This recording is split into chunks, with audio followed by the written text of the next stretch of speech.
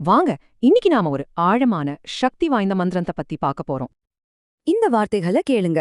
இதுக்குள்ள என்ன ஒரு மகத்தான சக்தி இருக்கு? இதோட முழு அர்த்தம் புரியணும்னா இந்த புதிரோட ஒவ்வொரு பகுதியா பிரிச்சு பார்க்கலாம்.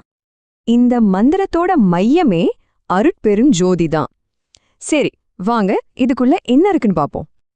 இது ஒரு கூட்டுச் சொல். இதோட அர்த்தம் புரிய நாம இத தனித்தனி வார்த்தைகளா பிரிக்கணும். இதுல 3 முக்கிய கருத்துக்கள் இருக்கு. முதல்ல அருள்னா என்னன்னு பார்க்கலாம். இந்த மந்திரத்தோட அஸ்திவாரமே அருள்தான். அதாவது ஒரு எல்லை இல்லாத தெய்வீகமான ஆசிர்வாதம். சிம்பிளா சொன்னா கிரேஸ்.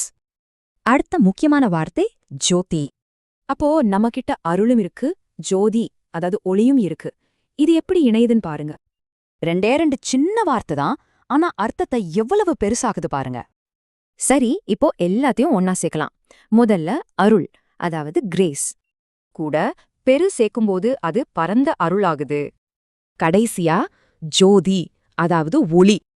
எல்லாம் சேர்ந்துச்சுன்னா இதுதான் அருட்பெருஞ்சோதி, பரந்த அருளொளி. சரி, மந்திரத்தோட மையத்துக்கு வருவோம். தனி பெருங்கருணைனா என்ன?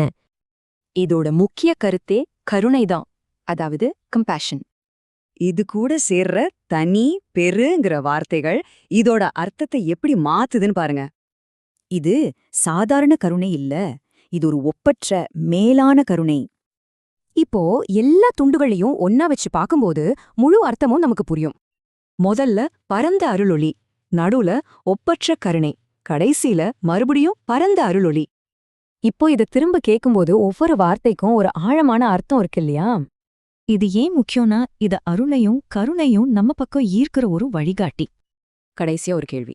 உங்க வாழ்க்கையில ஒளிக்கும் கருணைக்கும் எது ஆதாரம்? யோசிச்சு பாருங்க.